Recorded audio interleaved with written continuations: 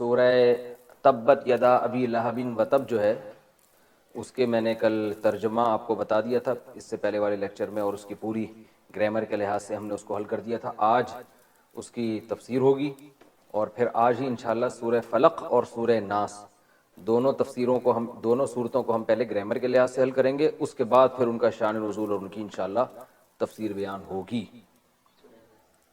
پہلے سورہ اخلاص، اس کے بعد سورہ فلق سورہ ناس۔ تو تبت یدا ابی لہب و تب، ابو لہب بہت بڑا دشمن تھا اسلام کا۔ اچھا، یہ جو میں آپ کو صورتوں کی تفسیر بیان کر رہا ہوں نا، بہت زیادہ ڈیٹیل میں نہیں، اتنی تفسیر جس سے وہ صورت آپ کو نماز جب کوئی پڑھے تو آپ کو صورت سمجھ میں آئے، ورنہ تفسیروں میں اگر ایک ایک صورت کی تفسیر اور اس میں علمی نکات، اور پھر وہ تو میرے ویسے ہی اتوار کے اور آج کل تراویح کے بعد کے جو میرے بیانات ہو رہے ہیں اس میں ایک ایک آیت پہ میں ایک ایک گھنٹہ بیان کر دیتا ہوں، تو وہ طرز یہاں پر نہیں ہوگا، یہاں ٹو دا پوائنٹ بات ہوگی، ٹھیک ہے نا۔ ہم نے اس آیت کو اور ان آیتوں کو فوکس کرنا ہے، جو قرآن کی آیتیں ان کو ہم نے فوکس کرنا ہے، اس سے کیا کیا اسباق مل رہے ہیں، موٹے موٹے اسباق تو بتاؤں گا، ان کے زیادہ ڈیٹیل میں نہیں جاؤں گا میں۔ تو وہ ممکن ہے لوگ کہیں کہ ادھر جب ممبر پہ بیٹھتے ہیں تو تفسیر ایسی کہ ایک آیت میں پورے پورے 1.5 گھنٹے گزار دیتے ہیں، اور اب ایسے ہیں کہ اتنی مختصر تفسیر بیان کر رہے ہیں۔ تو اس لیے کہ بھی ہم نے فوکس کرنا ہے صرف تفسیر کو، کہ قرآن ہمیں سمجھ میں آ جائے اور قرآن کے جو بیسک مضامین ہیں وہ ہماری سمجھ میں آ جائے۔ تبت یدا ابی لہب و تب، ابو لہب بہت بڑا ایک دشمن تھا۔ نبی صلی اللہ علیہ وسلم کو جب نبوت ملی ہے تو آپ صلی اللہ علیہ وسلم نے مشرکین مکہ کو جمع کیا، اور آپ نے ان سے خطاب کیا اور کہا کہ اگر میں تم سے کہوں کہ وہ پہاڑ کے اس پیچھے سے ایک لشکر حملہ کر رہا ہے تو میری بات مان لو گے؟ انہوں نے کہا مان لیں گے، آپ صادق ہیں، آپ امین ہیں، آپ سچ بولتے ہیں۔ تو آپ نے فرمایا قولوا لا الہ الا اللہ تفلحوا، اے لوگو تم کہہ دو کہ اللہ کے سوا کوئی عبادت کے لائق نہیں ہے، تم کامیاب ہو جاؤ گے۔ اس پہ ایک دم شور مچ گیا۔ تو ابو لہب نے کہا تبا لک یا محمد صلی اللہ علیہ وسلم، تبا یعنی ہلاک ہو جاؤ، اے محمد صلی اللہ علیہ وسلم، معاذ اللہ آپ تباہ ہو جائیں، آپ ہلاک ہو جائیں۔ الہذا جمعتنا، اس کام کے لیے آپ نے ہمیں جمع کیا تھا، اتنے بڑے بڑے سرداروں کو آپ نے بلایا، تو یہ کوئی کام ہے جس کے لیے آپ نے ہمیں بلایا؟ تو بہت اس نے تکبر کا اظہار کیا۔ اس کو ابو لہب کیوں کہا جاتا تھا؟ لہب کہتے ہیں انگارے کو۔ تو بعض روایتوں میں آتا ہے کہ وہ بہت خوبصورت تھا، اور اس کے گال جو ہے نا آگ کے انگاروں کی طرح چمکتے تھے، خوبصورت تھے، تو اس لیے عرب میں جو ہے نا جب بھی کسی چیز کی طرف نسبت کرنی ہو تو ابو لگا دیتے تھے۔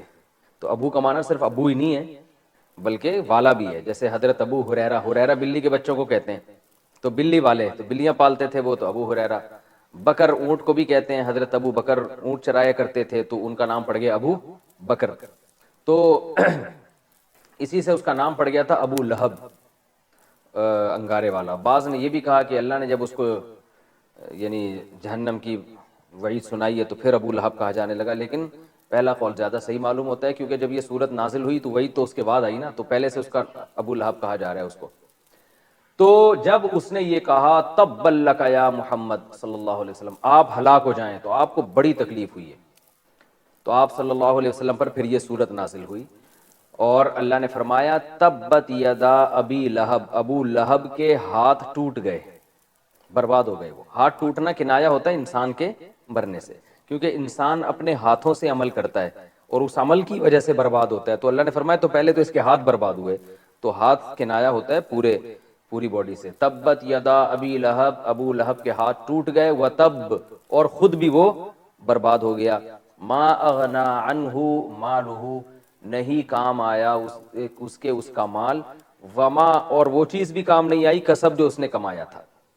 تو مال اور اس کا جو پروفٹ ہے، جو تجارت میں وہ لگا کے پروفٹ حاصل کرتا تھا، نہ اصل مال کام آیا نہ اس کا سرمایہ، ہلاکت ہوا۔ کیسے ہلاکت ہوئی؟ ایک طاعون کی بیماری پھیلی، اور ابو لہب کو وہ طاعون کی جو ہے نا وہ پھنسی نکلی ہے، اور طاعون جب ہوتا تھا تو پھر لوگ ایک دوسرے سے دور بھاگتے تھے، تو ایسی جس کو کہتے ہیں نا چھوت کی بیماری، وہ اس کو ہوئی ہے، تو سب اس سے دور ہونے لگے، جو اس کی عزت اور معاشرے میں بڑا نام اور دبدبہ تھا، وہی لوگ اس سے دور بھاگنے لگے کہ کہیں ہمیں نہ لگ جائے یہ بیماری۔ اور جب مر گیا تو جیسے آج بیچارے کرونا وائرس کے مریض جب مرتا ہے نا تو اس کی باڈی کے ساتھ جو حال ہوتا ہے کہ ہمیں نہ لگ جائے، وہی حال اس کے ساتھ بھی ہوا، کہ اس کی باڈی کے بھی قریب کوئی نہیں آ رہا تھا کہ ہمیں یہ بیماری لگ نہ جائے، تو کئی دنوں تک ویسے ہی پڑا رہا ہے، تو لاش سڑ گئی، اس میں سے بدبو آنے لگی، پھر کسی سے لوگوں نے مزدوروں سے، ملازمین سے کہہ کے اس کی لاش اٹھوائی اور دفن کی گئی ہے، تو بہت ہی بدترین موت واقع میں مبتلا ہوا وہ۔ تو اس طرح سے وہ بھی ہلاک ہوا. اور اس کی بیوی جو تھی ام جمیل اس کا نام تھا, وہ بھی بہت شرارتی تھی. بعض روایتوں میں آتا ہے کہ وہ جنگل سے لکڑیاں لاتی تھی اپنے کندھے پہ لاد کے, اور آپ صلی اللہ علیہ وسلم کے راستے میں کانٹے بچھایا کرتی تھی. اور بعض روایتوں میں یہ بھی ہے کہ کنجوس ہونے کی وجہ سے, حالانکہ بہت مالدار تھی لیکن کوئی ملازم نہیں رکھتی تھی, خود جنگل سے جا کے لکڑیاں لاتی تھی کہ کسی کو کمیشن نہ دینا پڑ جائے, ٹھیک ہے نا, کنجوسی میں یہ عالم تھا. یہ روایتیں ہیں. جب میں لفظ روایت کا استعمال کروں تو اس کا مطلب ہوتا ہے کہ مجھے حدیث کی سند کی پوری تحقیق نہیں ہے. اور ویسے بھی جو تاریخی روایتیں ہیں نا, ان میں بہت زیادہ سند کا قوی ہونا بھی ضروری نہیں ہوتا, وہ بیان کرنے میں کوئی حرج نہیں ہوتا جبکہ اس سے کوئی شرعی مسئلہ نہ ثابت ہو رہا ہو. تو وہ جو تھی وہ اس کی چونکہ عادت تھی کہ گٹھری اٹھا کے چلا کرتی تھی, تو اللہ نے فرمایا کہ ابو جہل بھی ہلاک ہوا. ما اغنا عنہ مالہ وما کسب, جو کچھ کمایا تھا وہ بھی برباد ہو گیا. سیصلا نارا ذات لہب, ان قریب داخل ہوگا ایک آگ میں جو بھڑکتی ہوئی ہوگی. وامرأتہ, اور اس کی بیوی بھی آگ میں داخل ہونے والی ہے کیونکہ وہ بھی اپنے شوہر کے ساتھ ان گناہوں میں اور اسلام دشمنی میں برابر کی شریک تھی. وامرأتہ حمالۃ الحطب, اور اس کی بیوی جب داخل ہوگی حمالۃ الحطب, لکڑیاں اٹھائے ہوئے داخل ہوگی. اب اس میں بعض روایتوں میں آتا ہے کہ اس لیے لکڑیاں اٹھائے ہوئے داخل ہوگی کہ وہ, ایک روایت میں آتا ہے کہ وہ لکڑیاں لے کے آ رہی تھی اور وہی پھندا اس کے گلے میں پھنسا اور لکڑیاں پیچھے کو گئی تو گلا گھٹ کے وہیں موت واقع ہو گئی. تو کیونکہ اسی حال میں موت ہوئی تھی تو اللہ اسی حال میں اس کو اٹھائیں گے اور اسی حال میں جہنم میں بھیجیں گے. اور بعض نے کہا کہ حمالۃ الحطب کے لفظی معنی تو لکڑیاں اٹھانا ہے, لیکن یہ چغلی سے بھی کنایا ہے. عربی میں چغل خور کو بھی حمالۃ الحطب کہتے ہیں, اس لیے کہ حطب کہتے ہیں جو جنگل میں لکڑیاں, ہر طرح کی لکڑیاں اٹھاتا ہے. تو چغل خور بھی کیا کرتا ہے, بہت سارا جو غیبتیں کر کر کے نا, لوگوں کی ادھر ادھر کی برائیاں کر کے بہت سارا گناہوں کا بوجھ اپنے کندھے پہ ڈال لیتا ہے, تو اس کو بھی یہ کہا جاتا ہے کہ لکڑیاں اٹھانے والا, بوجھ اٹھانے والا. تو چغل خور سے بھی کنایا ہے یہ لفظ. تو یا تو وہ لکڑیاں اٹھانے والی تھی یا چغلیاں کرتی تھی, اس لیے قرآن نے اس کو حمالۃ الحطب کہا. لیکن اسی صفت کے ساتھ اگر حمالۃ الحطب کا مطلب ہم چغل خور کرتے ہیں تو اس کا مطلب ہے کہ جب وہ جہنم میں داخل ہوگی تو اس صفت کے ساتھ داخل ہوگی, یعنی اس کا شمار چغل خوروں میں ہوگا. تو لکڑیاں اٹھا کے نہیں داخل ہوگی بلکہ چغل خوروں میں شمار ہوگا, اور یہ چغلیوں کا بوجھ اس نے اپنے کندھے پہ اٹھایا ہوا ہوگا اور وہ جہنم کی آگ میں داخل ہو رہی ہوگی. اس نے چغلیاں لگا لگا کے بہت فساد مچایا تھا. تو وامرأتہ حمالۃ الحطب فی جیدہا حبل من مسد, اور جب داخل ہوگی تو اس کی گردن میں رسی ہوگی بٹی ہوئی. تو اگر ہم حمالۃ الحطب کے معنی لکڑیاں اٹھانا ہی لیتے ہیں پھر تو اس کا مطلب بالکل واضح ہے کہ اس کی گردن میں جو ہے وہ بٹی ہوئی رسی ہوگی جو پھنس چکی ہوگی, جس سے وہ گلا گھونٹ کے مری تھی. اور اگر ہم اس کو کنایہ لیتے ہیں تو اس کا وہی مطلب ہے کہ وہ جو رسی ہے وہ ایک جو غیبتوں کا بوجھ اس نے اٹھایا ہوا ہوگا, اسی غیبتوں کے بوجھ کی رسی بھی اس کے گلے میں اٹی ہوئی ہوگی. تو بظاہر پہلا والا معنی زیادہ صحیح معلوم ہوتا ہے, کیونکہ جب کوئی کنایہ استعمال ہوتا ہے نا تو پھر اس میں اتنی زیادہ تشبیہات نہیں ہوتی. تو جب اللہ نے کہا کہ اس کی گردن میں رسی بھی ہوگی, بٹی ہوئی رسی ہوگی, تو اس سے مراد یہی ہے کہ وہ رسی سے مراد اوریجنل رسی ہے, اور وہی لکڑیوں کے بوجھ کے ساتھ اور اسی رسی کے ساتھ جو وہ دن بھر کیا کرتی تھی, اور اسی لکڑیوں میں جو کانٹے دار لکڑیاں نبی کے راہ میں بٹھایا کرتی تھی, تو اللہ اسی رسی سمیت اور اسی گٹھریوں سمیت اس کے کندھے پہ رکھیں گے جو اس کا دن بھر کی ایکٹیویٹی تھی, اور اسی کے ساتھ اللہ تعالیٰ اس کو جہنم میں داخل کریں گے. تو یہ اس صورت کی مختصر تفسیر تھی. اس صورت میں ہمیں علمی نکات کیا پتہ چلتے ہیں, فائدے کی چیزیں کیا پتہ چلتی ہیں. پہلی بات تو یہ پتہ چلتی ہے کہ تکبر بہت بری چیز ہے. ابو لہب نے نبی صلی اللہ علیہ وسلم کی بات سننے کے بعد اس کو چاہیے تھا کہ تھوڑی تحقیق کرتا کہ صحیح کہہ رہے ہیں غلط کہہ رہے ہیں. پہلی دفعہ میں اس نے انکار کر دیا اور نبی کا مذاق اڑانا شروع کر دیا. تو یہ کبر ہے, اور کبر اللہ کو پسند نہیں ہے. اور یہ کبر اس نے کیوں کیا؟ پیسہ تھا اس کے پاس, دولت تھی. تو دولت مند آدمی جو ہے وہ بات کو جلدی قبول نہیں کرتے, ان میں ایک تکبر ہوتا ہے. تو پہلا نقطہ کیا پتہ چلا؟ تکبر بری چیز ہے, انسان کو حق سے روکتی ہے. دوسرا, اکثر دولت جو ہے انسان کو متکبر بناتی ہے, کیونکہ اللہ کہہ رہا ہے کہ وہ اپنے مال کی وجہ سے نبی کی بات نہیں مانی نا. نبی مسکین شمار ہوتے تھے, غریب شمار ہوتے تھے, ابو لہب مالدار تھا, اس نے کہا میں ان کی بات کیوں مانوں. تو اللہ نے فرمایا کہ یہی مال اس کے کام نہیں آئے گا. تو پہلی بات پتہ چلی تکبر بری چیز ہے. دوسری بات پتہ چلی دولت اکثر تکبر کا ذریعہ بنتی ہے. تیسری بات پتہ چلی کہ بعض دفعہ اللہ تعالیٰ کسی بڑے آدمی کو دنیا میں ایسی سزا دیتے ہیں کہ عبرت کا نشان بن جاتا ہے. جیسے وہ ایسی وبائی بیماری میں آیا کہ لوگ اس سے جان چھڑا رہے ہیں, اس کا یہ مطلب نہیں ہے کہ کوئی بھی وبائی بیماری میں مبتلا ہو، جیسے آج بہت سے نیک لوگ بھی ہیں، بزرگ ہیں، کرونا وائرس میں انتقال ہو رہا ہے، ان کی باڈی کو بھی کوئی ہاتھ نہیں لگا رہا، تو اس سے یہ نہیں ثابت ہوتا کہ وہ معاذ اللہ برے آدمی تھے۔ تو ایک ہی چیز ایک شخص کے حق میں آزمائش ہوتی ہے، ایک شخص کے حق میں اس کے درجات کی بلندی کا ذریعہ ہوتی ہے۔ بعض بڑے بڑے بزرگ ہیں، نیک لوگ ہیں، وہ مرتے ہیں، وہ ایسی بیماری میں موت ہوئی کہ کوئی قریب ہی نہیں آ رہا ان کے، ہمیں بیماری نہ لگ جائے، تو یہ اللہ کی طرف سے ایک ان کے درجات بلند کرنے کا ذریعہ ہے۔ میں اس کو ایک مثال سے سمجھاتا ہوں کہ ہم نے ایسے کئی واقعات سنے ہیں بہت معتبر ذرائع سے کہ قبر میں کسی میت کو رکھا گیا اور میت کو قبر نے باہر پھینک دیا گناہوں کی وجہ سے نا، قبر قبول نہیں کر رہی، ایسے بہت واقعات ہوئے ہیں، متواتر واقعات ہیں۔ میں نے بھی ایک بیان میں واقعہ سنا ہے جو بہت ہی کسی قریبی نے مجھے سنایا تھا واقعہ، کہ ان کے گاؤں میں ایسا واقعہ ہوا، قبر میں ڈال رہے ہیں اور قبر باہر نکال کے پھینک دیتی ہے۔ تو یہ بھی ایسے واقعات ہوتے ہیں۔ لیکن عبداللہ بن مبارک کے دور میں واقعہ ہوا، ایک شہید تھے، ان کو دفنایا گیا تو قبر باہر نکال کے پھینک دیتی تھی، لوگ پریشان ہوئے کیا مسئلہ ہے۔ عبداللہ بن مبارک رحمہ اللہ تعالیٰ کی کتاب میں یہ واقعہ ذکر ہے۔ تو جب اس شہید کے گھر پہنچائے گئے، دیکھا کہ بھئی یہ تو کیا مسئلہ ہے، اس کو قبر نصیب ہی نہیں ہو رہی، کوئی گناہ تو نہیں تھا؟ انہوں نے کہا کہ نہیں، یہ بہت نیک تھا، یہ دعا کرتا تھا اللہ مجھے ایسی شہادت ملے کہ میرے جسم کو نا پرندے کھائیں، اور قیامت کے دن جب میرا حشر ہو تو پرندوں کے پیٹ اور درندوں کے پیٹ سے میرا حشر ہو، تو پوچھے کہ یہ ایسا کیوں ہو رہا ہے، قبر سے کیوں نہیں اٹھ کے آ رہے؟ تو میں کہوں اللہ یہ تیری راہ میں ہوا ہے، تو اس لیے اس کو قبر نصیب نہیں ہو رہی، اس کو باہر چھوڑ دو، اس کو درندے کھائیں گے۔ تو اب دیکھیں وہی چیز ایک شخص کے حق میں شہادت کا اعلیٰ مرتبہ ہے اور ایک کے حق میں وہ اللہ کا عذاب ہے۔ تو عمل اصل چیز ہے، اصل چیز ہے عمل۔ نبی نے فرمایا نا طاعون جب پھیلتا ہے تو عذاب ہے، لیکن یہی ایمان والوں کے حق میں کیا ہے؟ رحمت ہے۔ تو اب کوئی نیک آدمی کا انتقال ہوا، اس بیچارے کے ساتھ ایسا لوگ سلوک کر رہے ہیں، تو یہی چیز اس کے اور درجات میں بلندی کا ذریعہ بنے گی۔ اللہ کہیں گے تمہارے عمل اچھے تھے اور تمہیں عزت کے ساتھ دفن نہیں کیا گیا، تو اس کا میں تمہیں نعم البدل دوں گا۔ لیکن بعض دفعہ گناہوں کی وجہ سے عزت کے ساتھ دفن نصیب نہیں ہوتا، اس کی وجہ گناہ ہوتے ہیں۔ تو ابو لہب جو تھا اس کو عزت کی موت اور عزت کے ساتھ دفن نصیب نہیں ہوا، تو یہ اس لیے نہیں کہ درجات بلند ہو، بلکہ اللہ نے دنیا میں عبرت کا نشان بنا دیا کہ جو کبر تھا آج میں نے اس کا تکبر توڑ دیا ہے۔ تو اصل مدار اعمال پر ہے۔ یہ تیسرا نقطہ پتہ چلا۔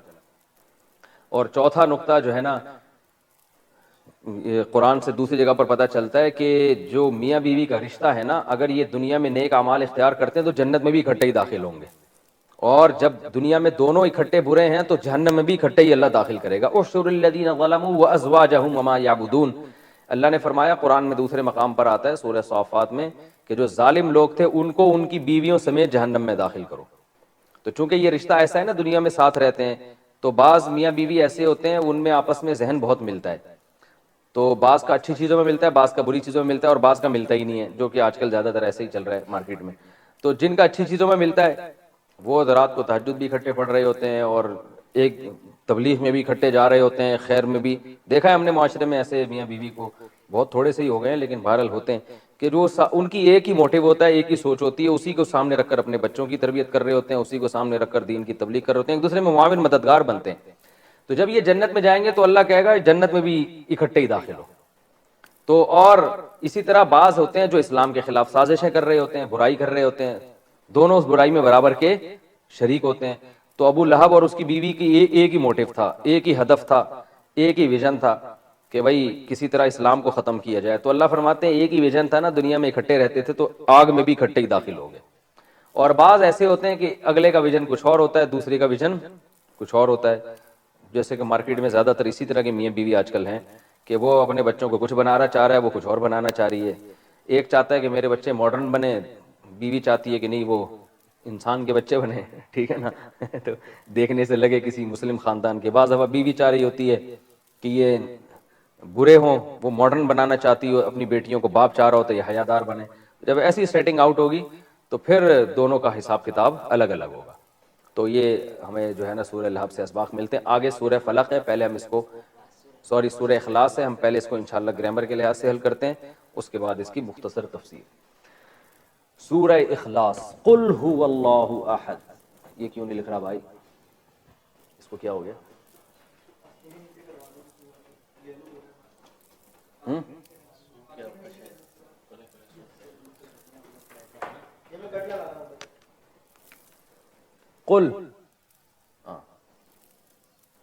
قل قل پہلے گزر چکا ہے، اب اس کو ریپیٹ کرنے کی ضرورت نہیں. قل کا معنی کیا ہی ہے. اعوذ یہ بھی گزر چکا ہے نا.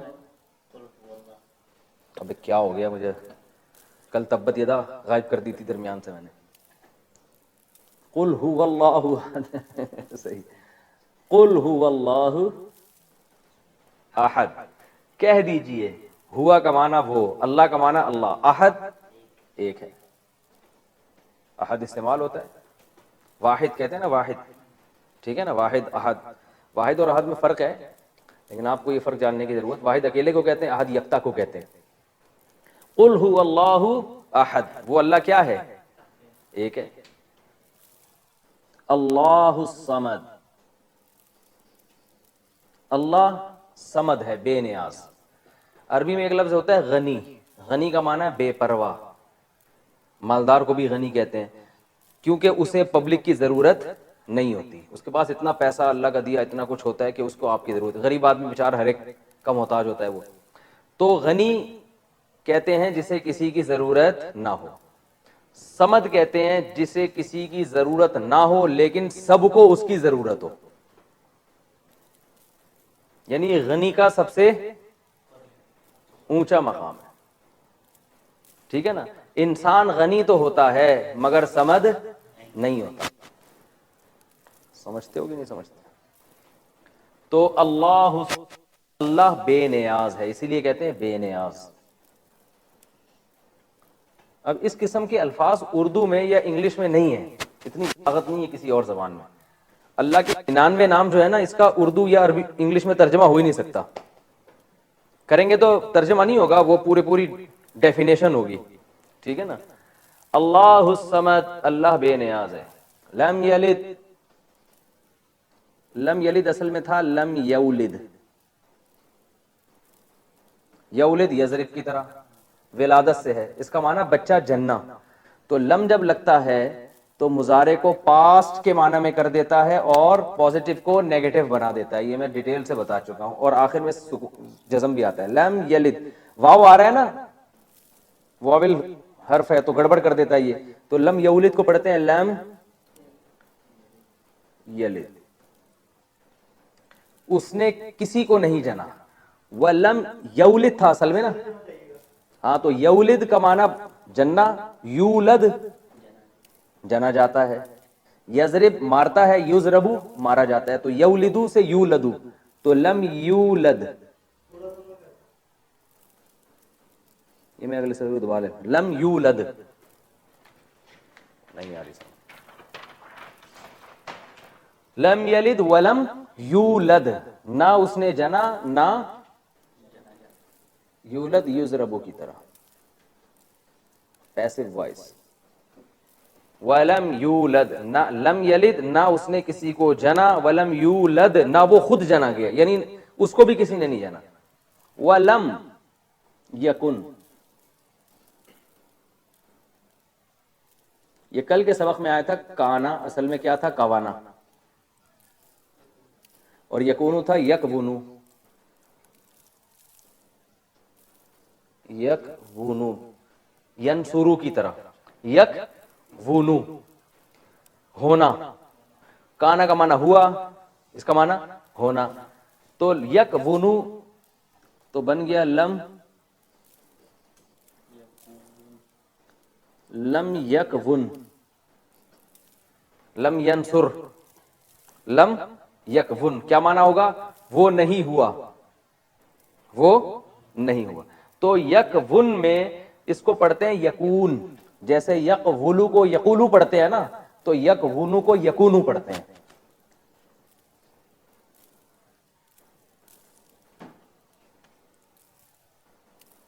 صاف لکھ دیتا ہوں،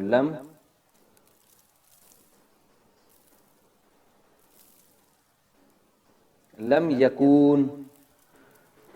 یقبولو کو یقولو، واو کی وجہ سے نا حروف گڑبڑی ہے، تو یکونو کو یکون.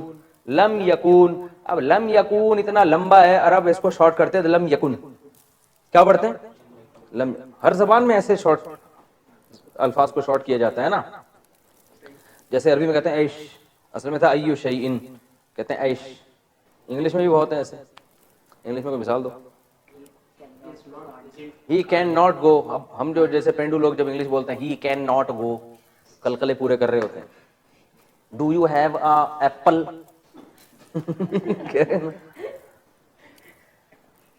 What is in your mind کہتے ہیں نا.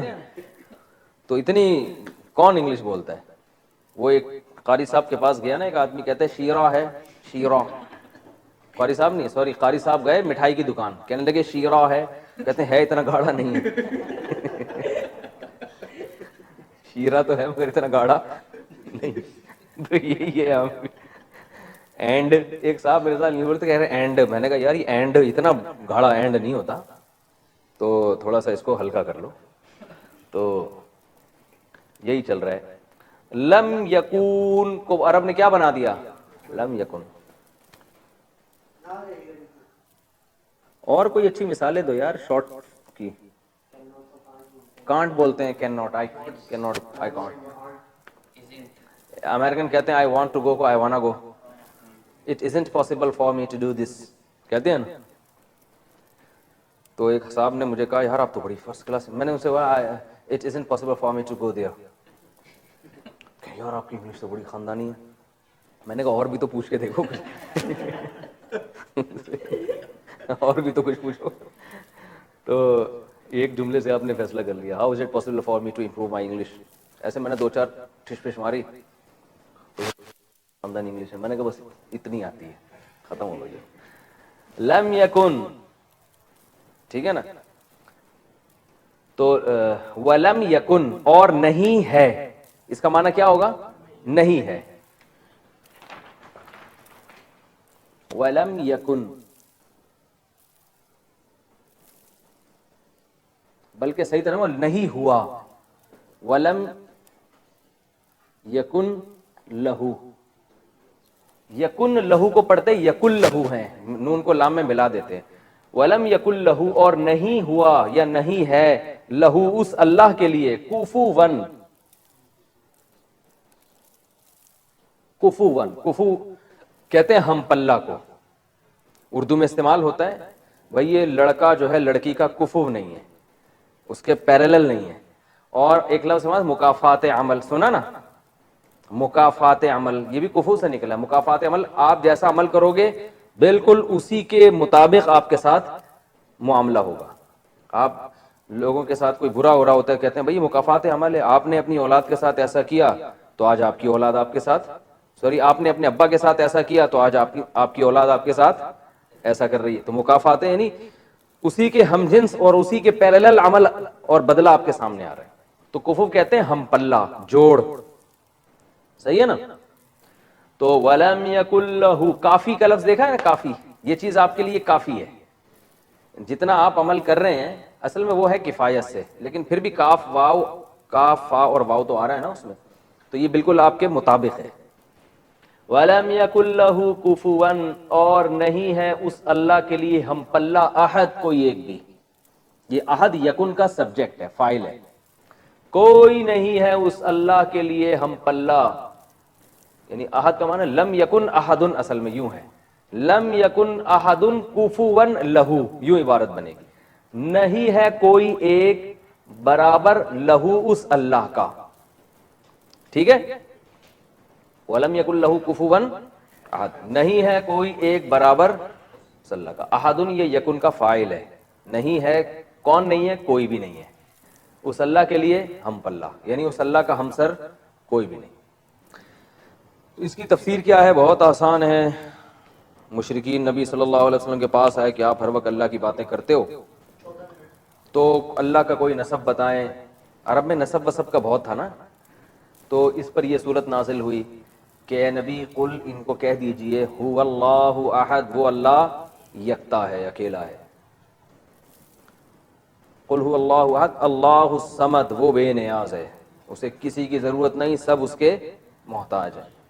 لم یلد، نسب کی بات کرتے ہو، اس نے تو کسی کو نہیں جنا. ولم یولد، اور نہ وہ کسی سے جنا گیا. ولم یکن لہ، اور نہیں ہے کوئی بھی، کفوا ہم پلہ، نہیں ہے لہو اس اللہ کے لیے، کفوا ہم پلہ، احد کوئی بھی. کوئی بھی آخر میں آئے گا. کوئی ایک بھی اس اللہ کا ہم پلہ اور پیرالل نہیں ہے، اس کے جوڑ کا کوئی بھی نہیں ہے، وہ بالکل سب سے یکتا اور سب سے تنہا ہے۔ یہ جو ایتھیسٹ لوگ ہیں نا، یہ اکثر مطالبہ کرتے ہیں کہ اس کائنات کو اگر کسی نے پیدا کیا ہے تو سوال پیدا ہوتا ہے پھر اس کو کس نے بنایا؟ تو اس سے وہ یہ ثابت کرنا چاہتے ہیں کہ جیسے خدا خود سے ہو سکتا ہے تو یہ کائنات بھی خود سے ہو سکتی ہے، صحیح ہے نا؟ تو جیسے آپ اس کائنات کو ہمیشہ مانتے ہوئے آپ کہہ رہے ہو یہ ہمارے لیے ممکن نہیں ہے، کائنات کو ہم ہمیشہ سے کیسے مانیں، تو آپ اللہ کو بھی تو ہمیشہ سے ہی مانتے ہو نا۔ تو اس میں اس کا بھی جواب ہے، بھائی اس کائنات میں تو ہم دیکھتے ہیں کہ اس کی خاصیتیں سے تو ہم واقف ہیں، یہاں ولادت بھی ہوتی ہے، اگر کوئی بچہ آئے اور کہے کہ میرا کوئی باپ بھی نہیں ہے، میری کوئی ماں بھی نہیں ہے، میں خود سے آ گیا، مان لو گے؟ ہے بھائی، وہ کہے نہ مجھے میں پیدا ہوا نہ کوئی پیدا، نہ میں نے کسی کو جنا نہ مجھے کوئی جن سے، ہم کہتے ہیں ایسا ہوتا نہیں ہے، بچہ ہے تو ابا بھی ہوگا اور اماں بھی ہوں گے۔ اب اس کے بارے میں یہ کہنا کہ یہ بچہ ہمیشہ سے ہے، یہ ممکن نہیں ہے، کیونکہ ہم اس کی خاصیتوں کو جانتے ہیں جبکہ ہم اللہ کی خاصیتوں کو نہیں جانتے۔ تو یہ عجیب بات ہے کہ ایک چیز جس کے بارے میں آپ دن رات دیکھتے ہو کہ وہ خود سے نہیں ہو سکتی، اس کے بارے میں تو کہہ رہے ہو کہ وہ ہمیشہ سے ہے، اور جس کے بارے میں آپ کو کوئی پتہ ہی نہیں ہے، وہ آپ کی عقل سے بالا تر ہے، اس کے بارے میں آپ یہ ماننے کے لیے تیار نہیں ہو کہ وہ ہمیشہ سے کیسے ہو سکتا ہے، ٹھیک ہے نا؟ تو یہ ایتھیسٹ بڑی بے عقلی کی بات کرتے ہیں۔ ہاں یہ آپ کہہ سکتے ہو کہ بچہ تو والدین کے بغیر پیدا نہیں ہوتا، تو پہلا انسان کیسے پیدا ہو گیا؟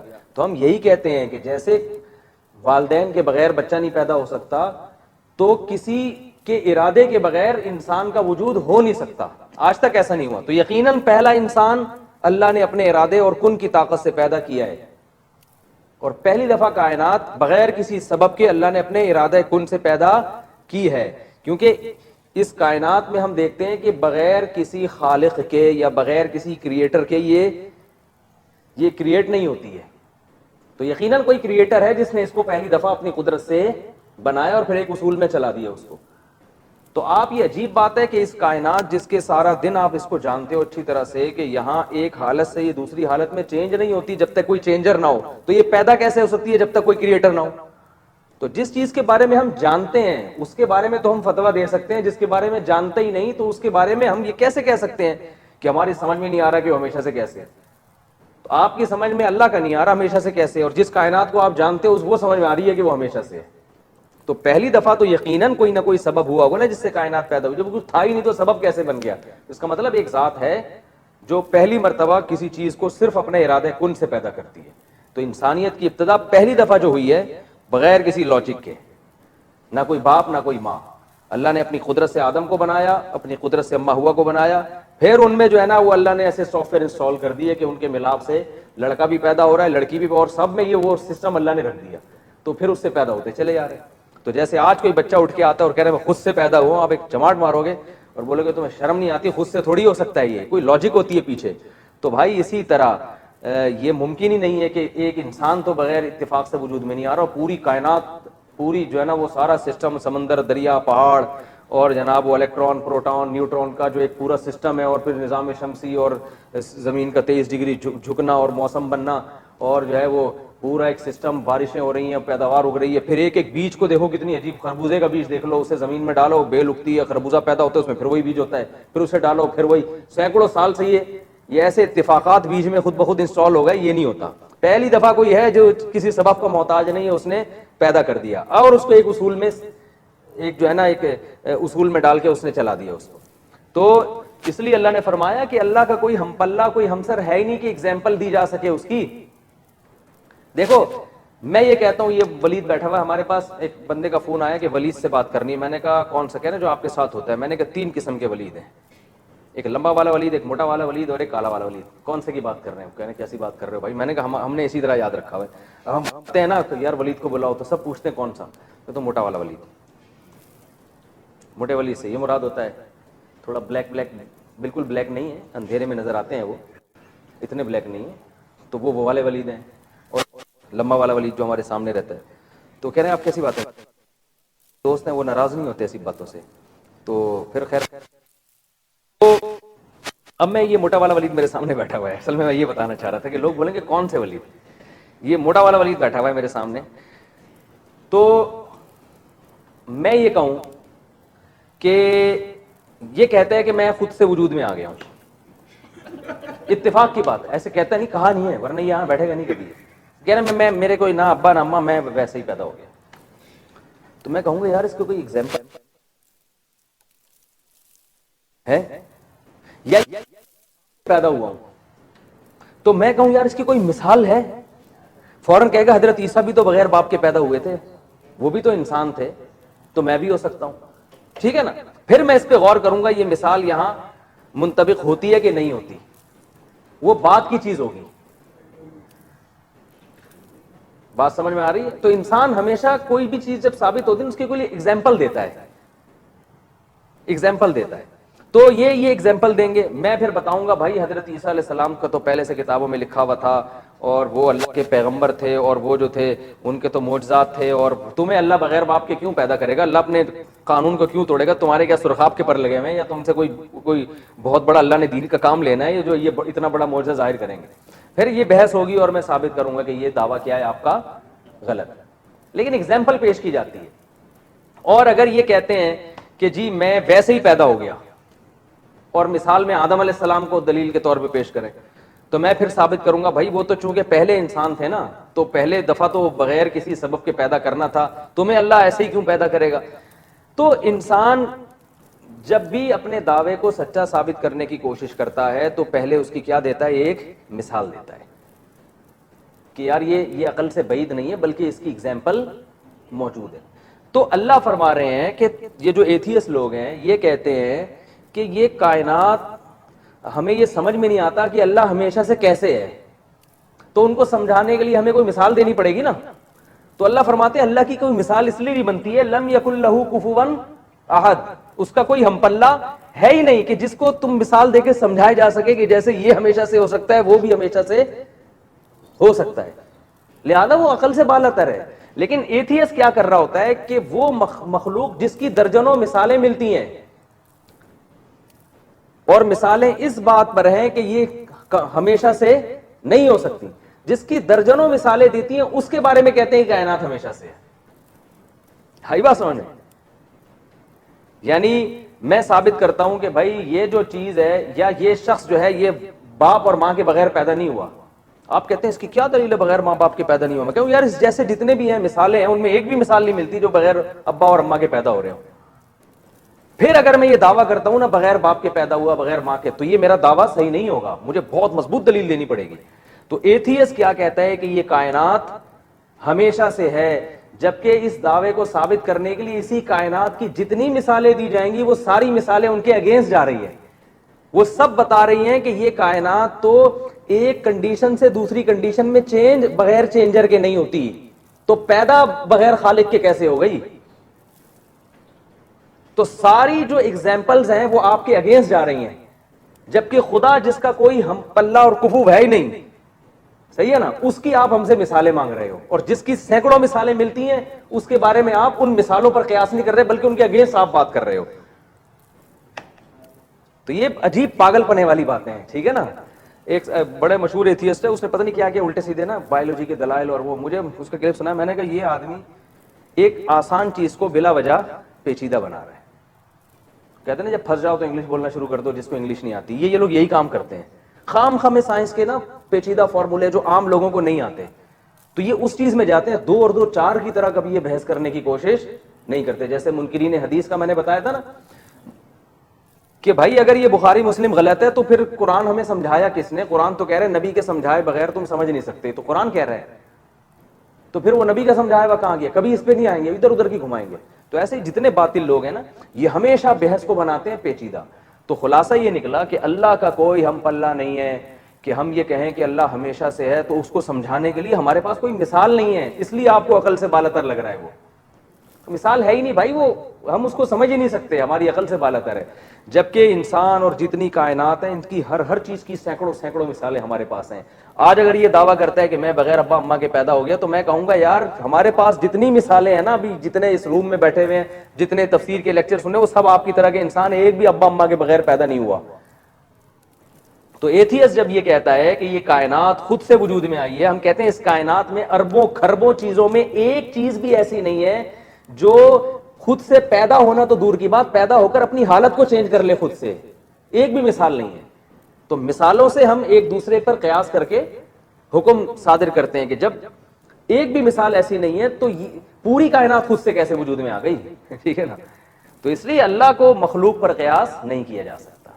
تو وَلَمْ يَكُنْ لَهُ كُفُوًا أَحَدٌ، وہ اللہ ہے کہ اس کا کوئی ہم پلہ نہیں ہے. تو یہیں سے ایتھیسٹ کا اور جو خدا کے منکر اور ملحد لوگ ہیں ان کے دعوے کی اور ساری جو ان کی سائنسی تحقیقات ہے نا وہ سب یہیں سے تیل ہو جاتی ہیں کہ تم پہلے اللہ کو مخلوق جیسا ثابت کرو، پھر یہ کہو کہ اللہ ہمیشہ سے ہماری سمجھ میں نہیں آتا.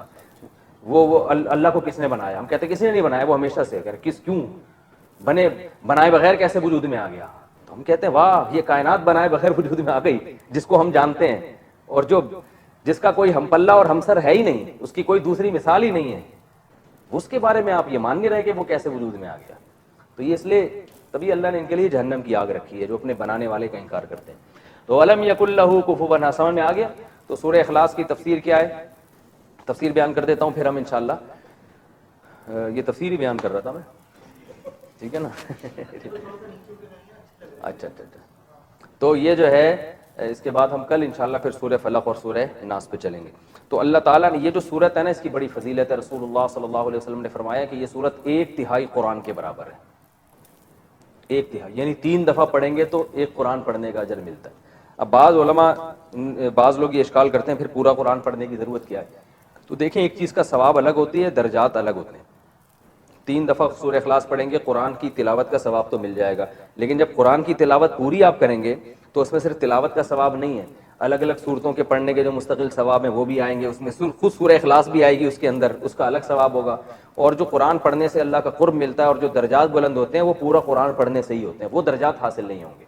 تو مقام اور مرتبہ اور جو بہت فضیلت ملے گی وہ تو پورا قرآن پڑھنے سے. صرف جو نفس ثواب ہے وہ 3 دفعہ سورہ اخلاص پڑھنے سے بھی ملے گا.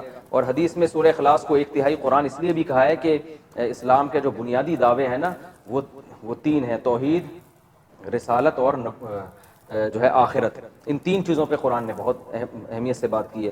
تو ان میں ایک توحید ہے، تو اس لیے گویا 1/3 قرآن ہے.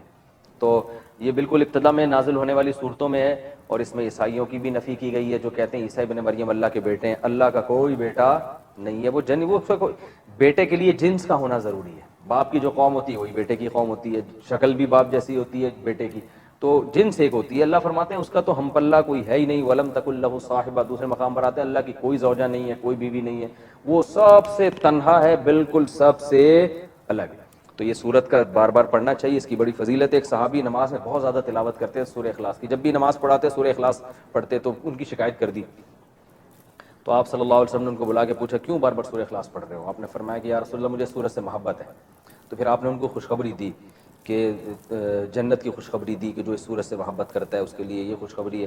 تو محبت کی وجہ کیا ہے کہ جس کو توحید سے، عقیدہ توحید سے محبت ہوگی اس کو اس سورت سے محبت ہوگی، کیونکہ بار بار وہ کہے گا نا اللہ جیسا کوئی بھی نہیں. آج بھی جب کسی کی تعریف کرنی ہوتی ہے تو ہم کہتے ہیں آپ بہت اچھے، آپ یوں. شارٹ میں تعریف یہ آپ تو منفرد ہی ہو، ہٹو بچوں کہہ دیتے ہیں نا بعض دفعہ، بھائی آپ کی تو بات ہی نرالی ہے.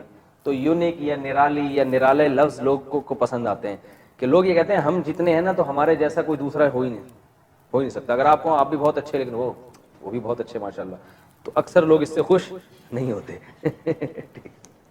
ٹھیک ہے نا. بیگم صاحبہ آپ سے کہیں کہ آپ ماشاءاللہ کتنے ہینڈسم اسمارٹ ہیں، اور آپ کے جو دوست ہیں نا وسیم بھائی وہ بھی ماشاءاللہ بڑے ہینڈسم اسمارٹ ہیں، کیا آپ لگاؤ گے نا یہ غصہ آئے گا آپ کو، بولے گی یا تو میری بھی نہ کرتی.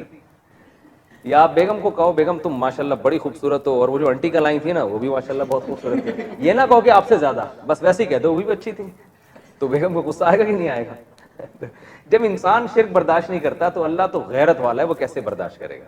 تو اس لیے اللہ نے کہا وَلَمْ يَكُنْ لَهُ كُفُوًا أَحَدٌ، کوئی اس کا ہم پلہ کوئی بھی نہیں ہے، اس کا ہمسر کوئی بھی نہیں ہے. اللہ تعالیٰ سمجھنے کی، عمل کی توفیق عطا فرمائے. اور موٹے والے ولید تو اللہ تعالیٰ قرآن مجید میں فرماتے ہیں وَإِذَا أَيْنَمَا تَكُونُوا يُدْرِكْكُمُ الْمَوْتُ، تم کہیں بھی چلے جاؤ موت تمہارا پیچھا خود کرتی ہے.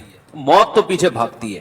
ہم بچپن میں ایک واقعہ سنا کرتے تھے، اب اس واقعے کی سند کی تحقیق نہیں ہے، ہو سکتا ہے غلط واقعہ ہو، لیکن بعض واقعات ایسے ہوتے ہیں کہ صحیح یا غلط ہونا اتنا امپورٹنٹ نہیں ہے، اس سے جو سبق ملتا ہے وہ سبق بہرحال صحیح ہوتا ہے. تو اس میں یہ بیان کرنے میں یہ بتا کے کہ مستند نہیں ہے، یہ بتا کے بیان کرنے میں کوئی حرج نہیں ہے. کہتے ہیں کہ سلیمان علیہ الصلوۃ والسلام کے دور میں ان کے دربار میں ایک بندہ بیٹھا ہوا تھا. تو سلیمان علیہ السلام نے کے دربار میں ایک شخص آیا اور اس آدمی کو گھور گھور کے دیکھنے لگا. وہ جو بندہ گھور کے دیکھ رہا تھا وہ حقیقت میں فرشتہ تھا، ملک الموت، موت کا فرشتہ جو انسانی شکل میں آیا تھا. گھور گھور کے دیکھ کے چلا گیا وہ. تو اس شخص نے سلیمان علیہ السلام سے پوچھا کہ یہ آدمی کون تھا جو مجھے گھور گھور کے دیکھ رہا تھا. سلیمان علیہ السلام نے اس بندے کو بلایا، بھائی کیوں گھور رہے تھے؟ اس بندے نے کہا میں انہوں نے کہا یہ ملک الموت ہے، موت کا فرشتہ ہے. وہ آدمی ڈر گیا کہ موت کا فرشتہ مجھے گھور گھور کے دیکھ رہا ہے، اس کا مطلب ٹائم پورا ہو گیا. تو اس آدمی نے کہا یہ موت کا فرشتہ ہے، آپ ایسا کریں، یہ تو یہاں میرا ایڈریس دیکھ کے چلا گیا ہے، آپ مجھے ہندوستان پہنچا دیں. ہوائیں حضرت سلیمان علیہ السلام کے تابع تھی نا، تو ہوا میں تخت اڑایا، چل بھائی، جیسے آج کل جہاز چل رہے ہیں نا ایسے سلیمان علیہ السلام کے تخت ہواؤں میں تیرتے تھے. تو سلیمان علیہ السلام نے کہا اچھا بھائی پہنچا دیتے ہیں. ان کو پتا تھا کہ جو موت کا وقت ہے وہ ٹل نہیں سکتا. ہوا کو حکم دیا، بھائی اٹھا کے لے گئی. PIA میں بٹھاتے تو پہلے ہی صحیح. تو شکر ہے سلیمان علیہ السلام کے دور میں PIA نہیں تھا، اگر بٹھا دیتے تو وہ وہاں پہنچنے سے پہلے ہی اس کا کام ہونے کا خطرہ تھا. زیادہ نہیں بولوں گا، ہم نے بھی سفر کرنا ہوتا ہے PIA میں. ایسا نہ ہو کسی دن PIA والے کھڑکی سے اٹھا کے باہر پھینک دیں، مجھے کہلے تو پہلے جانا، تو بلا وجہ ہمارے خلاف بولتا رہتا ہے. سفر تو ہم نے بھی اسی میں کرنا ہے، کیا کریں بھائی؟ نہیں پورا جہاز نہیں کر سکتے. اچھا کہہ رہے میرے چکر میں پورے جہاز ہی کو نہ اڑا دے گے. تو سلیمان علیہ السلام نے اس کو اٹھا کے کہاں پہنچا دیا؟ ہندوستان. اطلاعی کہ ہندوستان میں اس کا انا للہ ہو گیا، انتقال ہو گیا. تو سلیمان علیہ السلام نے موت کے فرشتے سے پوچھا کہ بھائی تو اس کو اتنا گھور کے کیوں دیکھ رہا تھا؟ یہ تو ڈر گیا بیچارہ. انہوں نے کہا میں اس کو گھور کے اس لیے دیکھ رہا تھا کہ اللہ نے مجھے یہ کہا تھا کہ کل اتنے بج کے اتنے منٹ پہ ہندوستان میں فلاں جگہ پہ ایک بندہ ہوگا اس نام کا، اس کی روح قبض کرنی ہے. میں حیران تھا کہ میں نے کل وہاں اس کو موت دینی ہے اور یہ آج یہاں بیٹھا ہوا کیا کر رہا ہے؟ یہ تو تیز رفتار گھوڑے پہ بھی جائے گا تو کل تک ہندوستان نہیں پہنچ سکتا، جتنی بھی سپیڈ میں جائے. تو میں حیران اس پر ہو رہا تھا کہ اللہ نے حکم تو دے دیا لیکن سمجھ میں آنے والا حکم نہیں ہے، یہ کیسے پہنچے گا؟ تو جب میں کل وہاں گیا اگلے دن وہاں، تو وہ اسی مقام پہ موجود تھا. اس کو کہتے ہیں اینما تکونو، تم جہاں بھی چلے جاؤ موت تمہارے پیچھے بھاگے گی. لبرز الذین، وہ کیا ہے قرآن مجید میں کہ جب میدان جنگ میں لڑائی ہوئی ہے نا، تو غزوہ احد میں منافقین یہ کہتے تھے کہ یہ جو لڑائی ہو رہی ہے یہ تو خودکشی ہے، کیونکہ دشمن بہت طاقتور تھا اور ادھر مسلمان تعداد میں بہت تھوڑے تھے اور لڑائی بڑی ٹف تھی. اور ابو سفیان اور خالد ابن ولید جو اس وقت تک مسلمان نہیں ہوئے تھے، انہوں نے ارادہ کیا تھا کہ مدینہ کی اینٹ سے اینٹ بجا دیں گے، بہت بڑے لشکر کے ساتھ، اور ارادہ تھا بدر کا بدلہ بھی لینا ہے. اب یہاں مسلمانوں کے پاس لڑائی کے علاوہ کسی چیز کا آپشن نہیں تھا. یہ بات خوب سمجھ لیں کہ اسلام ہمیں اسباب اختیار کرنے کا حکم دیتا ہے، گراؤنڈ ریئلٹی کو دیکھ کر فیصلہ کرنے کا حکم دیتا ہے.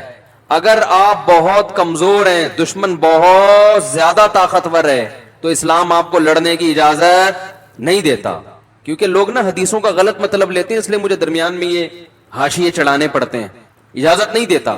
لہذا یہاں توکل کرنا کہ ہم لڑیں گے، بس کوئی بات نہیں، شہادت پائیں گے اور مریں گے اور کوئی بات نہیں، اللہ ہے بس مدد کرے گا، وہ سب کچھ صحیح ہو جائے. نا نا نا نا، اللہ نے کہا پہلے اپنی اوقات دیکھو.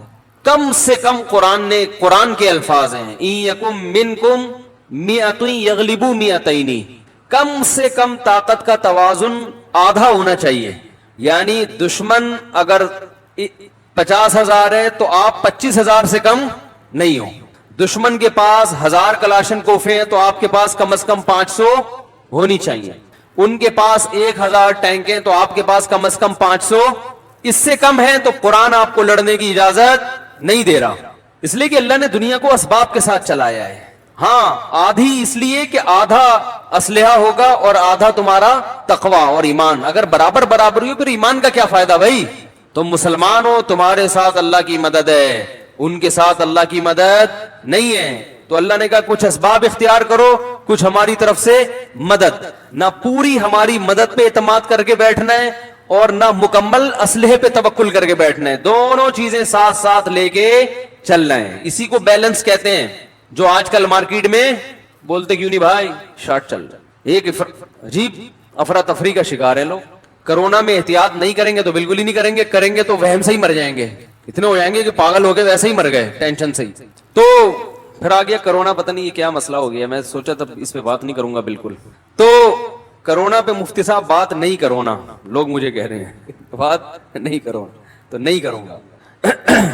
تو خیر, رسول اللہ صلی اللہ علیہ وسلم نے اس لیے لڑائی لڑی ہے کہ بعض دفعہ آپ بہت کمزور ہوتے ہو مگر لڑائی کے علاوہ آپ کے پاس کوئی آپشن ہوتا نہیں ہے, کیونکہ نہ لڑنے سے اور زیادہ نقصان ہے. پھر تو بالکل ترنے والا.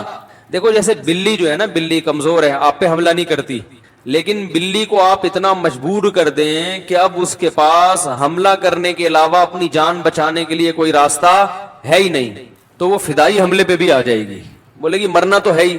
تو یہ انسان کی ایک فطرت ہے اور بالکل صحیح ہے کہ بھائی جب آپشن ہی نہیں ہے تو پھر تو لڑائی کے علاوہ, کیونکہ اگر نبی صلی اللہ علیہ وسلم غزوہ احد میں ان تھوڑے سے حضرات کو اتنی بڑی طاقت کے مقابلے میں لے جا کے کھڑا نہ کرتے تو انہوں نے مدینہ کی اینٹ سے اینٹ بجا دینی تھی, تو اور زیادہ نقصان ہونا تھا. ایسے موقع پہ جب کام کرنا لازمی ہو, فرض ہو, پھر اسلام کیا کہتا ہے, اب اسباب کو مت دیکھو, اب نظر کس پہ رکھو, اللہ پہ, کیونکہ یہ آزمائش اللہ کی طرف سے ہے. سمجھ میں آ رہی ہے بات؟ یہ بہت اہم اصول ہے کہ جب کرنا ہی کرنا ہے تو پھر بھائی اللہ بہت بڑا ہے, بچائے گا وہ, پھر اللہ مدد بھی کرتا ہے. جیسے بدر میں لڑائی ہو گئی تو اب اللہ نے بچایا. اس میں بہت سارے اصول نکلتے ہیں زندگی گزارنے کے. ایک بہت اہم اصول یہ نکلتا ہے کہ جو چیز اپنے اختیار میں ہے اس میں کوتاہی مت کرو, جو اختیار میں نہیں ہے اس پہ ٹینشن نہ لو. یعنی جب بھی آپ اپنی زندگی کے فیصلے کریں نا تو یہ دیکھا کریں کہ میرے پاس کتنے آپشن ہیں اس کام کو کرنے کے. جو آپشن ہے ہی نہیں اس پہ سوچنا کیا ہے, فضول ہے. تو بہت سے مسئلے ایسے ہی حل ہو جائیں گے.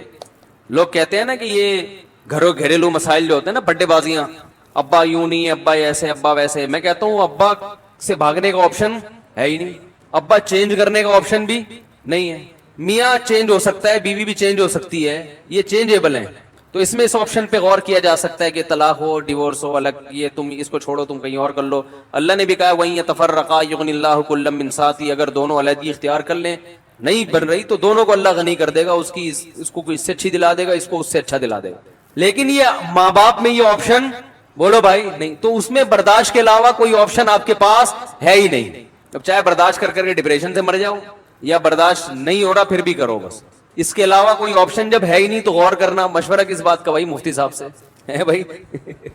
مفتی صاحب سے مشورہ لے رہا ہوں, ابا کا کیا کروں؟ ابا کو برداشت کرو, بس یہی کر سکتے ہو بھائی. ابا کو کیا کرو گے؟ برداشت. ہاں یہ الگ بات ہے اس پہ اگر کوئی مشورہ کہ کیسے برداشت کروں, برداشت کرنے کے کچھ ٹوٹکے بھی ہوتے ہیں نا, تو وہ ایک الگ چیز ہے. کہ ابا بدلنے کا آپشن نہیں ہے, نہ اماں بدلنے کا آپشن ہے بھائی, اور نہ بہن بھائی بدلنے کا آپشن ہے.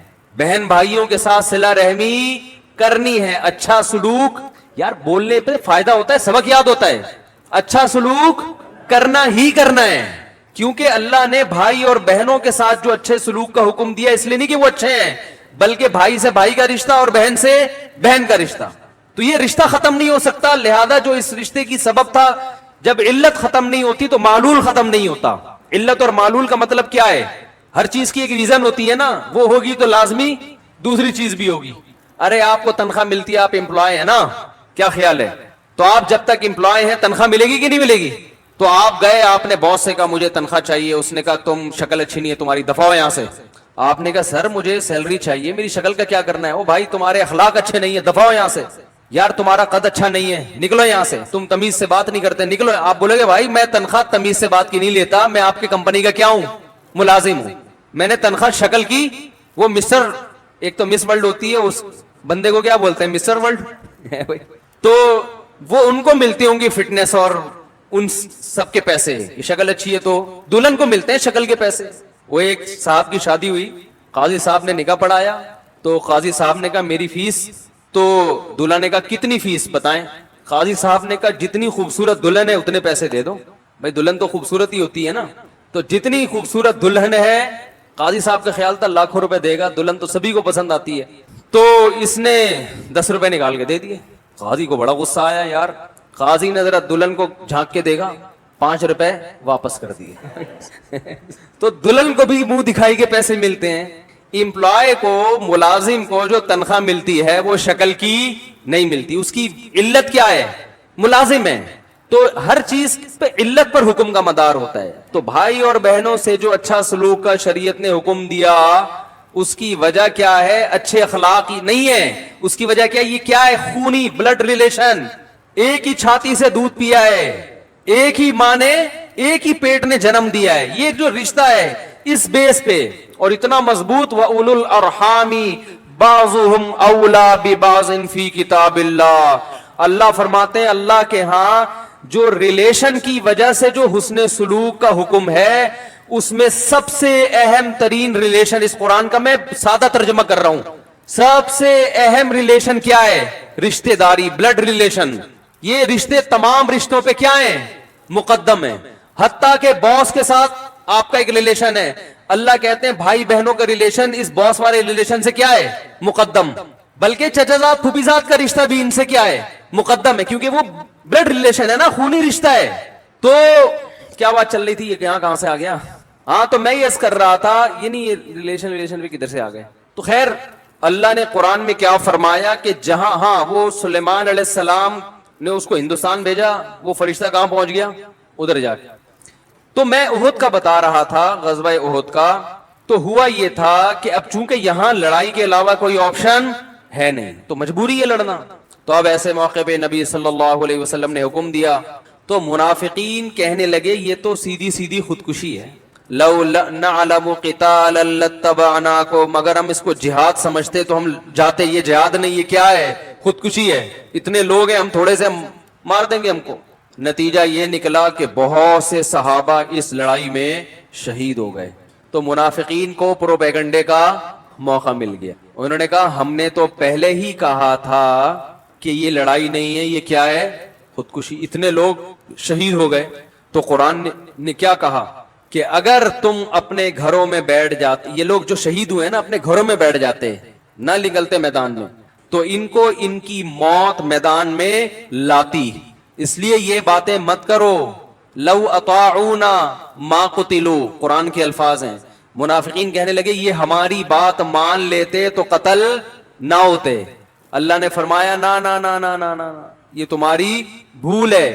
جن لوگوں پر موت لکھی ہوئی تھی, مرنا تھا, تو لبرز الذین کتب علیہم القتل الی مضاجعہم, جن کے مقدر میں اس وقت مرنا تھا ان کی موت ان کو گھسیٹ کے میدان میں لے کر آتی, کسی بہانے سے آ جاتے وہ.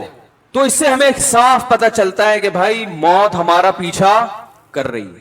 آپ بعض مرتبہ کسی چیز کو زندگی کا سبب کے طور پر اختیار کرتے ہیں, وہی چیز آپ کی موت کا ذریعہ بن جائے. باڈی گارڈ کیوں رکھے جاتے ہیں؟ ارے زندگی کے لیے رکھے جاتے ہیں نا, قاتل سے بچائیں گے. یہی گارڈ آپ کی موت کا ذریعہ بن جاتا ہے. کئی کیسز ایسے ہوئے نہیں تاریخ میں, گارڈ نہیں مار دی گولی. آپ ایسی خوراک استعمال کرتے ہیں جو صحت کے لیے اچھی, وہی خوراک آپ کی موت کا ذریعہ بن جاتا ہے. ڈاکٹر سے آپ نے علاج کروایا زندہ رہنے کے لیے, وہی علاج آپ کی موت کا ذریعہ بن گیا. وہی انجیکشن ری ایکٹ کر گیا. ایسے ہم نے دیکھے اپنی زندگی میں واقعات. بخار تھا, انجیکشن لگوا کے آئے, وہ ری ایکشن ہوا. نہ ڈاکٹر کی بیچارے کی نیت تھی مارنے کی. یہ جو کہہ رہے ہیں ڈاکٹر زہر کے انجیکشن دے دے کے مار رہے ہیں, فضول بات ہے انتہائی. کوئی اسپتالوں میں کوئی زہر کے انجیکشن نہیں دے رہا. کسی کو کورونا ہو جائے نا, اس کو اگر آکسیجن کی ضرورت ہے فوراً ہاسپٹل لے کے جائیں اس کو.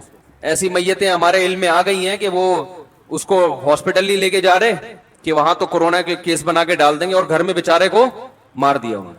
تو اتنا نہیں پروپیگنڈے کا شکار ہوا کریں. سارے ڈاکٹر انسان ہے بھائی, ٹھیک ہے اتنی گڑبڑ کرتے ہیں کہ یہاں سے نہیں وہاں سے دوا لینا, 50 روپے ان کو وہاں سے کمیشن مل رہا ہوتا ہے, لیکن اتنی ابھی برائی نہیں آئی ہے کہ ٹیکے لگا کے. یہ تو قصائی یہ کام نہیں کرتا میرے بھائی, ڈاکٹر کیوں کرے گا؟ تو پڑھا لکھا ہے وہ. تو اس لیے یہ فیس بک اور واٹس ایپ کے پروپیگنڈے سے اپنے آپ کو بچائیں. مریض ہے اس کو ہاسپٹل لے کے جائیں, اس کو آکسیجن چاہیے ہوتی ہے اس کو, جب ایسی کنڈیشن ہو شروع میں نہ لے کے جائیں بلا وجہ ہاسپٹل کے. ابھی تو بڑے معاملات کیونکہ وبا پھیلی ہوئی ہے وغیرہ وغیرہ, بھی زیادہ نہیں آؤں گا, بس ایک چھوٹی سے درمیان میں چٹکل آ گیا تھا. یہ ٹیکے لگانا کی بات ہے نا, وہ ٹیکا لگ کے ریئیکشن سے مر جائے تو ایک الگ بات ہے. تو اب دیکھو میرے بھائی, یہ خبر ہمیں کس نے دی؟ اللہ نے. تو یہ خبر اللہ اس لیے دے رہا ہے کہ اس خبر کے اندر ایک آرڈر, بولو بھائی, چھپا ہوا ہے. وہ یہ ہے کہ اللہ ہمیں یہ بتا رہے ہیں کہ میں تمہیں بار بار اس لیے بتا رہا ہوں کہ مرنا ہے مرنا ہے مرنا ہے, حالانکہ تمہیں پہلے سے پتا ہے اور تم صبح شام اپنی آنکھوں سے دیکھ رہے ہو, لیکن تمہارے عمل سے ایسا لگتا ہے کہ تم مرنے کے لیے تیار نہیں ہو. اپنے عمل سے ثابت کرو کہ تمہیں دیکھ کے پتا چلے کہ اس نے واقعی مرنا, اس کا یہ کانسیپٹ ہے کہ میں نے مرنا ہے. عمل سے ثابت کرو. اور عمل میں سب سے پہلی چیز ہے دنیا سے دل مت لگاؤ, ان دیواروں اینٹوں سے دل مت لگاؤ. یہ نہ شوق سے بتایا کرو میرے بحریہ ٹاؤن میں اتنے پلاٹ اتنے فلیٹ, اور بھائی کسی کا کچھ بھی نہیں ہے. جو ملک ریاض ہے بحریہ ٹاؤن کا مالک, کل اس کا بھی جنازہ اٹھے گا, ایسے خالی ہاتھ جا رہا ہوگا. دیکھو لوگوں عبرت کا نشان, اربوں کی جائیدادیں بنا کے چلا گیا, آج خالی ہاتھ جا رہا ہوں. اس کو نہیں موت چھوڑے گی تو ہم اور آپ کس کھیت کی مولی لیں گے؟ بتا رہے میرا پلاٹ میری جگہ میرا فلیٹ, صحیح ہے نا. اور بھائی جس سے خریدا ہے موت اس کو نہیں معاف کرے گی. کفن میں جیب ہوتی ہے بھائی, ایک پاکٹ تو ہونی چاہیے کفن میں یار. کپڑے سلواتے ہیں, جیب لازمی جزو ہے یا نہیں ہے؟ خواتین کے کپڑوں میں اکثر جیب نہیں ہوتی کیونکہ پرس ہاتھ میں ہوتا ہے ان کے, ایسے ہی ہے نا, ان کے پاس کیا ہوتا ہے؟ پرس ہوتا ہے. تو وہ بھی جب دنیا سے جاتی ہیں تو کفن کے ساتھ پرس, بولو نا, نہیں ہے, سب ختم. بڑے بڑے آئے دنیا میں, بڑے بڑے آئے ہیں, ایسے آئے کہ ہم تصور نہیں کر سکتے. قارون جیسے لوگ آئے, سکندر اعظم آیا, جب مرنے لگا نا تو اس راستے میں ہی موت ہو گئی تھی بیچارے کی سفر میں. تو موت بھی عجیب چیز ہے, کوئی یہ بھی نہیں دیکھتی کہ بندے کو گھر تو پہنچنے دو.